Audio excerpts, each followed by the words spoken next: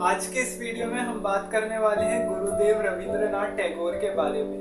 रविंद्रनाथ टैगोर भारत के एक बहुत ही महान कवि थे, बहुत ही बड़े आर्टिस्ट थे जिनको सभी कुछ आता था, जैसे म्यूजिक, पेंटिंग, पोएट्री, सब चीज में एक्सपर्ट थे वो। उनकी पूरी फैमिली आर्टिस्ट थी, फैमिली में भी कई लोग आर्टिस्ट थे, बहुत ही वेल्दी फैमिली से आते थे।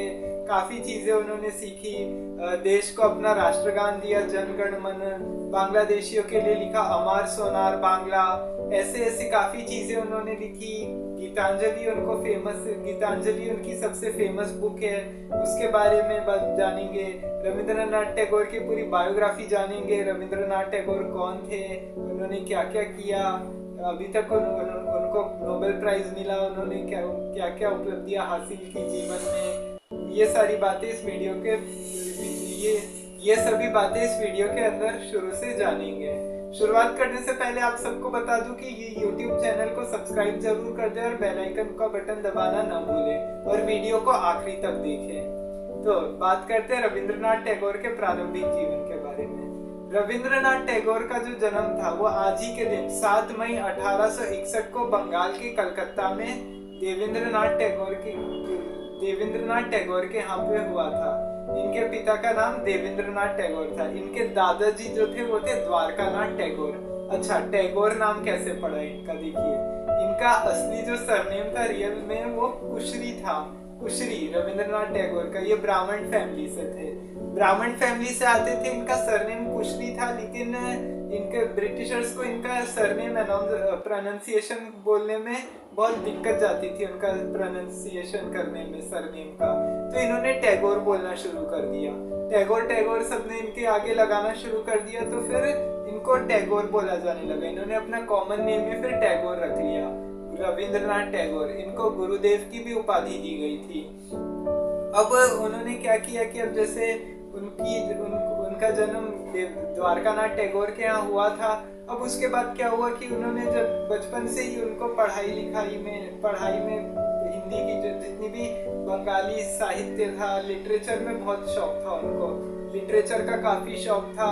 लिटरेचर में उन्होंने काफी चीजें सीखनी शुरू की। उनकी सारी पढ़ाई लिखाई सब घर पे ही हुई थी एक्चुअली में उनके। और ये इनके 14 भाई बहन थे। 14 भाई बहन में रविंद्रनाथ टैगोर सबसे छोटे थे, ये भी बता दूं। अब रविंद्रनाथ टैगोर की जो शुरुआती पढ़ाई थी, शुरुआत से लेके अंत तक, आखिरी तक, शुरुआती पढ़ाई तो घर पे ही हुई थी। उन्होंने होम स्कूलिंग की थी। होम स्कूलिंग का क्या मतलब होता है कि वो घर पे ही रह के उन्होंने सारी पढ़ाई की। स्कूल से रिलेटेड वो स्कूल जाना उनको अच्छा नहीं लगता था। उनको नेचर से बहुत क्लोज थे, वो शुरुआत से नेचर से बहुत क्लोज रहते थे। उन्होंने काफी कुछ किया। ब्रिटिश मूवमेंट में भी उन्होंने काफी बड़ा योगदान दिया कि कैसे योगदान देना चाहिए, आजादी के लिए मिलना चाहिए, आजादी को भी काफी सपोर्ट किया उन्होंने। फिर शुरुआत में, अब जब रविंद्रनाथ टैगोर 13 साल के हुए, साल 1884 में उनकी एक कविता प्रस्तुत की गई, उनकी कविता लिखी गई। उनकी कई मैगजीन्स में उनकी पोएम्स धीरे धीरे पब्लिश होने लगी 1990 आते आते उनकी। क्योंकि उस समय तो देखिए आज के जैसे सोशल मीडिया था नहीं कि लोग है ना ऐसे वीडियोस बना के डाल दे या कुछ भी पेंटिंग। वो क्या करते थे, ये सारी चीजें उन्होंने घर में ही रह के सीखी थी। घर में रह के उन्होंने किस तरह से पेंटिंग करना चाहिए, कैसे गाने सीखते थे, गाना लोगों को गाते हुए देखते थे। गाने उन्होंने कंपोज भी किए, काफी सारे बंगाली गाने लिखे भी है बहुत सारे। फिर गीतांजलि उनके सबसे फेमस बुक है, गीतांजलि। शांति निकेतन की स्थापना रविंद्रनाथ टैगोर ने की थी, काफी कुछ किया था। अब रविंद्रनाथ टैगोर जब बड़े हुए तो उनके पापा ये चाहते थे, जो देवेंद्रनाथ टैगोर थे वो ये चाहते थे कि मेरा बेटा भी इंग्लैंड जाए और इंग्लैंड से बैरिस्ट्री पढ़कर आए। देखिए उस समय क्या था कि इंग्लैंड जाना सबसे अच्छा माना जाता था। मतलब लोग ऐसा मानते थे कि अगर कोई इंग्लैंड जाता है, अगर इंग्लैंड जाके अच्छे से पढ़ाई लिखाई करता है तो वो बेस्ट है, समझ लीजिए। अब वो उनका ऐसा होता था कि अब इंग्लैंड जाके पढ़ाई लिखाई करना अच्छा माना जाता था। तो इस वजह से क्या होता था कि अब इंग्लैंड की, लेकिन रविंद्रनाथ टैगोर का इन सब चीजों में इंटरेस्ट था नहीं। वो चले गए इंग्लैंड, लेकिन उन्होंने वहाँ पे लॉ की पढ़ाई बिल्कुल भी नहीं की। और उन्होंने क्या किया, फिर वहाँ से हिंदी लिटरेचर में फिर उन्होंने पढ़ना शुरू किया, इंग्लिश लिटरेचर हो गया, बंगाली लिटरेचर हो गया, काफ़ी उस पर रिसर्च की। जो इंग्लैंड का लिटरेचर था, वेस्टर्न एजुकेशन से भी उन्होंने काफ़ी सारी चीज़ें की। राजा राम मोहन रॉय के काफ़ी अच्छे दोस्त थे रविंद्रनाथ टैगोर। अब उन्होंने काफ़ी चीज़ें शुरू की ऐसे करके लिखना। अब 1990 में क्या हुआ कि जो उनके भाई थे मनीन्द्रनाथ टैगोर, वो भी इंग्लैंड में है ना लिटरेचर की पढ़ाई कर रहे थे, इंग्लिश लिटरेचर की।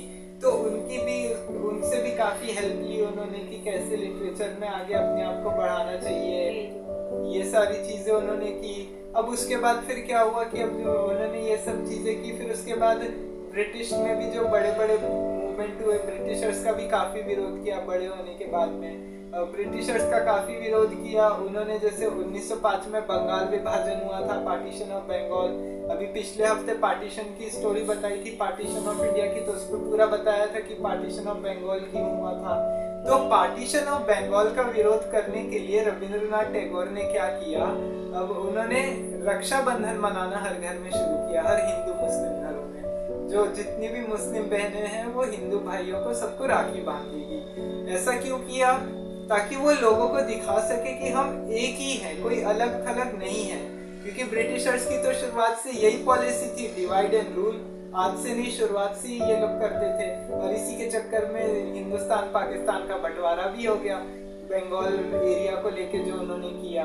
तो उसके बाद क्या हुआ कि उन्होंने फिर जब ये किया गया कि उनके खिलाफ इन्होंने रक्षाबंधन मनाना शुरू कर दिया इस वजह से। अब उसके बाद जैसे फिर क्या हुआ कि साल 1907 में स्वदेशी मूवमेंट शुरू हुआ। स्वदेशी आंदोलन जब चला तो उस समय उन्होंने जो ईस्ट बंगाली थे, जो बंगाल का, जिन्होंने पार्टीशन का विरोध किया था, और जो मुस्लिम साथ में थे, तो उनमें चेतना जगाने के लिए अमर सोनार बांग्ला लिखा। अमर सोनार बांग्ला जो है वो आज बांग्लादेश का राष्ट्रगीत है, राष्ट्रगान है, नेशनल एंथम है। बांग्लादेश का नेशनल एंथम भी रविंद्रनाथ टैगोर ने ही लिखा था, इसलिए रविंद्रनाथ टैगोर बांग्लादेश में भी काफी फेमस होंगे। तो जैसे उन्होंने हिंदी में भी कई कहानियां लिखी, जैसे याचक और दाता, इस तरीके की बहुत सारी जैसे हिंदी कहानियां भी लिखी। बांग्ला साहित्य में उन्होंने अलग अलग तरह की रचनाएं की है, जैसे गीतांजलि हो गया, अलग अलग उन्होंने गाने लिखे इसमें। फिर साल 1913 में फिर उन्होंने 1912 में वर्ल्ड टूर करना शुरू कर दिया। फिर वो कई जगहों पे गए, जैसे वेस्टर्न कंट्रीज में गए, काफ़ी फिर उन्होंने लिटरेचर पे रिसर्च किया। लिटरेचर पे जब उन्होंने रिसर्च किया तो फिर उन्होंने इस बारे में बताया कि लिटरेचर में क्या होना चाहिए, कैसे चीज़ें लिखी जानी चाहिए। काफ़ी इस चीज़ पे शोध किया, मेहनत की, और काफ़ी चीज़ें लिखने लगे, पोएम्स लिखने लगे, पोएट्री करने लगे, फिर गाने भी कंपोज कर रहे थे, काफ़ी कुछ हो रहा था। अब इसी की वजह से क्या हुआ था, साल 1913 में रविंद्रनाथ टैगोर को नोबेल प्राइज मिला था, नोबेल पुरस्कार से सम्मानित किया गया था। और आपको ये जान के हैरानी होगी कि ये एशिया के पहले पोएट थे जिनको ये नोबेल प्राइज से सम्मानित किया गया था, नोबेल प्राइज दिया गया था लिटरेचर में। वो भी इससे पहले किसी को भी नहीं मिला था कि नोबेल प्राइज दिया जाएगा, ऐसा कुछ भी नहीं था। लेकिन रविंद्रनाथ टैगोर ऐसे थे कि जिनको नोबेल प्राइज मिला लिटरेचर के लिए। एशिया के ये पहले व्यक्ति थे। अब उसके बाद क्या हुआ कि अब उन्होंने काफी सारी चीजें की इन सब में। अब उसके बाद क्या हुआ कि जब उन्होंने ये सारी चीजें की, जब नोबेल प्राइज मिला, फिर उसके बाद वो इंडिया आ गए। इंडिया जब आए तो इंडिया आने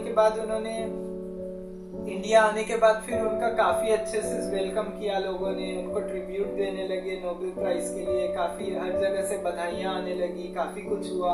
हालांकि तब तक महात्मा गांधी का भी उदय हुआ था, लेकिन गांधी जी और रविंद्रनाथ टैगोर की सोच थोड़ी अलग थी। रविंद्रनाथ टैगोर और गांधी जी की सोच अलग थी, थोड़ी मतलब आइडियोलॉजी डिफरेंस थी। दोनों अहिंसा के रास्ते पे तो चलते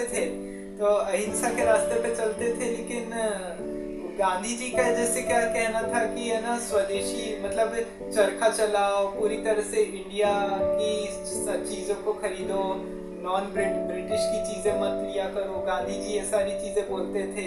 नॉन कॉपरेशन मूवमेंट चलाया उन्होंने, असहयोग आंदोलन। हालांकि असहयोग आंदोलन को भी रविंद्रनाथ टैगोर ने कोई ज्यादा सपोर्ट नहीं किया था। हालांकि आजादी के लिए वो शुरू से ही भारत के पक्ष में थे कि देश को आजादी मिलनी चाहिए, हिंदू मुस्लिम हमेशा यूनाइट रहने चाहिए। और फिर उसके बाद फिर 1908 में उन्होंने लिखा जन गण मन।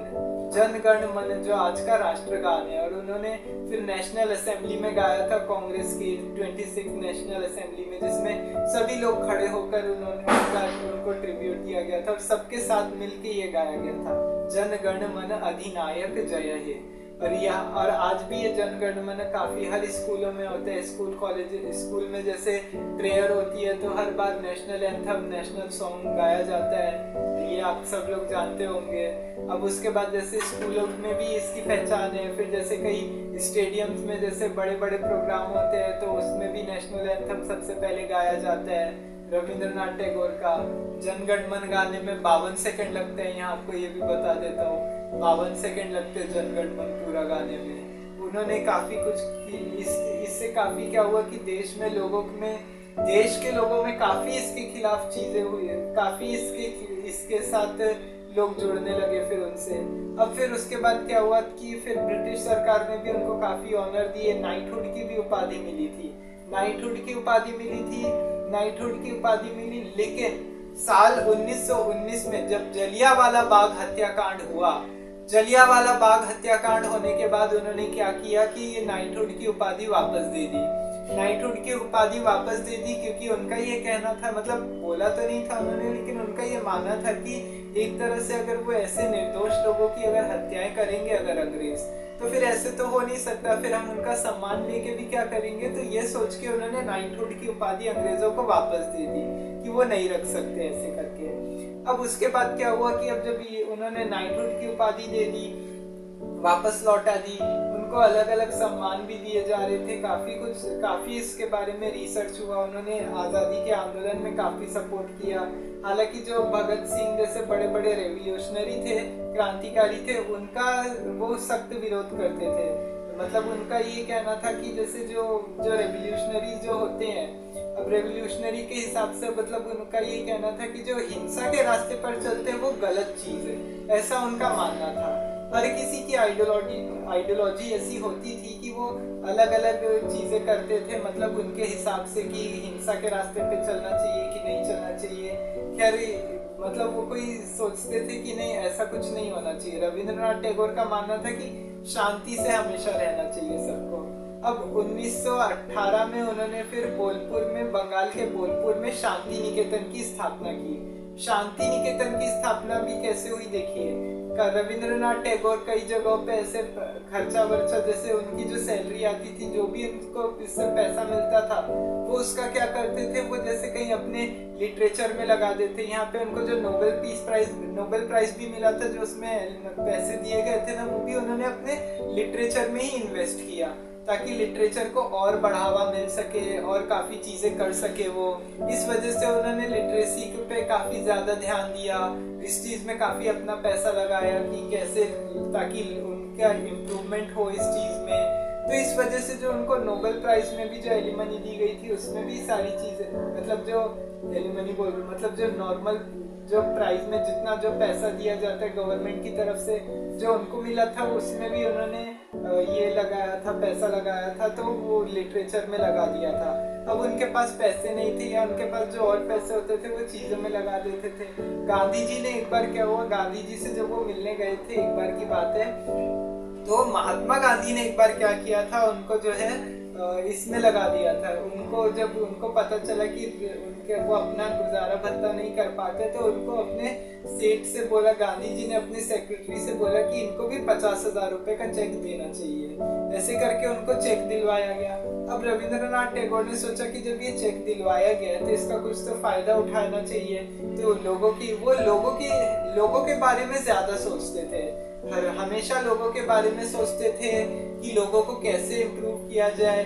वेस्टर्न एजुकेशन के खिलाफ, मतलब वो ऐसे इतने खिलाफ नहीं थे, लेकिन उनका ऐसा मानना था कि जैसे जो पहले के टाइम पे बच्चों को पढ़ाया जाता था गुरुकुल में, जिस तरीके से शिक्षा दी जाती थी, मेडिटेशन करना, योगा सिखाना, फिर उनको संस्कृत से का ज्ञान होना चाहिए, अपनी मदर टंग आनी चाहिए, ऐसी ऐसी बातें वो सोचते थे। तो उसी हिसाब से क्या हुआ, उसी की वजह से उन्होंने शांति निकेतन खोला। शांति निकेतन को अभी 2023 में ही यूनेस्को वर्ल्ड हेरिटेज घोषित किया गया है, यूनेस्को की वर्ल्ड हेरिटेज 18 सितंबर 2023 को। तो अब उन्होंने उसके बाद क्या किया कि रविंद्रनाथ टैगोर ने फिर इसके बाद शांति निकेतन की स्थापना की। अब शांति निकेतन की जब स्थापना की तो उसके बाद उन्होंने उसमें भी ऐसे अलग अलग सब्जेक्ट से वो पढ़ाने लगे, लोगों को लिटरेट करने लगे, लिटरेचर के बारे में पढ़ाते थे, बंगाली भाषा के बारे में बताते थे, बंगाली सिखाया करते थे। फिर उसके बाद जैसे उन्होंने योगा सिखाया, ध्यान मतलब मेडिटेशन करना सिखाया। वहाँ पे सब फैसिलिटी थी कि कैसे मन में मतलब वो ऐसी चीजें बोलते थे कि भगवान का नाम अगर लेना चाहिए तो मन में मतलब ऐसा मन को कैसे बनाना चाहिए कि आपको भगवान मिल जाए, इस तरह की चीजें सिखाई जाती थी शांति निकेतन में। मतलब एक तरह से लोगों को अपने हिंदू धर्म के हिसाब से जोड़ने के लिए शांति निकेतन की स्थापना की गई थी। शांति निकेतन काफी समय तक चला। उन्होंने फिर उसके बाद भी 1920 से वर्ल्ड टूर करना शुरू किया। फिर उसके बाद जब उन्होंने वर्ल्ड टूर करना शुरू किया तो फिर उसके बाद उन्होंने फिर क्या किया, हालांकि उनको पता भी था, उनके दादाजी ये भी चाहते थे कि वो अपने दादाजी का बिजनेस संभाल लें, लेकिन उन्होंने ऐसा करने से मना कर दिया। उनको लिटरेचर में ही ज्यादा इंटरेस्ट होता था। तब उसके बाद 1920 के बाद उन्होंने फिर क्या किया कि अब 1920 के बाद उन्होंने फिर वर्ल्ड टूर वापस से करना शुरू किया। एशिया में हर जगह घूमने लगे वो। एशियन कंट्रीज में जा के फिर वो लोगों को संदेश देने लगे कि लोगों को क्या करना चाहिए, उनको किस तरीके की एजुकेशन मिलनी चाहिए, कैसे अपने लिटरेचर में इम्प्रूवमेंट होना चाहिए। वो अपना सारा इम्प्रूवमेंट वहाँ पे जा के बताने लगे लोगों को। फिर काफ़ी चीज़ें उन्होंने की। अब उसके बाद क्या हुआ कि यहाँ पे ऑक्सफोर्ड यूनिवर्सिटी में भी उनको उपाधि दी गई थी, डॉक्टरेट की उपाधि दी गई थी। आपको बता दूं 1940 में उनको ऑक्सफोर्ड यूनिवर्सिटी की तरफ से चीफ जस्टिस जो उस समय इंडिया के थे, उन्होंने भी उपाधि दी थी और उनको डॉक्टरेट की उपाधि दी थी। हालांकि उनके नाम के आगे कोई डॉक्टर नहीं लगाया जाता है। बंगाली में उनकी फैमिली में लोग क्या उनको रिस्पेक्ट देने के लिए प्यार से ठाकुर बुलाते थे। जैसे कभी कभार लोग बोल देते रविंद्रनाथ ठाकुर, हालांकि उनका नाम टैगोर है, ऐसे बोला टैगोर लिखा जाता है हर जगह, लेकिन ऐसे लोग रिस्पेक्ट देने के लिए ठाकुर भी लगाते हैं उनको। रविंद्रनाथ, गुरुदेव रविंद्रनाथ ठाकुर ऐसा भी लिखा जाता है। तो अब 1940 में उनको ऑक्सफोर्ड यूनिवर्सिटी की तरफ से भी उपाधि दी गई। ऑक्सफोर्ड यूनिवर्सिटी से डॉक्टरेट की उपाधि मिली। उसके बाद काफी उनकी थोड़ी हेल्थ डाउन होने लग गई धीरे धीरे, अब क्योंकि अब इतने समय तक ट्रेवल करेगा कोई, अब इतनी हर जगह जाएंगे तो फिर थोड़ा उससे भी बॉडी पे असर पड़ता है, तो उसकी वजह से तो बीमार पड़ने लग गए। फिर 7 अगस्त 1941 को रविंद्रनाथ टैगोर का निधन हो गया। अब रविंद्रनाथ टैगोर का निधन हो गया। उन्होंने जैसे कई चीजें लिखी, जैसे गीतांजलि लिखी, और भी उन्होंने बंगला साहित्य में अलग अलग रचनाएं की। गीतांजलि में सारी पोएम्स बताई गई है बंगाली में, उनके बंगाली की में सारी पोएम्स है, बहुत सारी पोएम्स लिखी गई हैं। फिर उसके बाद क्या हुआ, गीतांजलि लिखी, फिर इंडिया का नेशनल एंथम लिखा जन गण मन, फिर बांग्लादेश का राष्ट्रगान है अमर सोनार बांग्ला, उसकी भी रविंद्रनाथ टैगोर ने ही रचना की। ऐसे करके काफी सारी चीजें लिखी उन्होंने, काफी कुछ लिखा, ऐसे करके बहुत नाम कमाया उन्होंने। तो ये वीडियो था पूरा रविंद्रनाथ टैगोर के बारे में, गुरुदेव रविंद्रनाथ टैगोर के बारे में। तो अगली वीडियो में आपसे मिलेंगे, तब तक के लिए जय हिंद जय भारत। चैनल को सब्सक्राइब जरूर करें।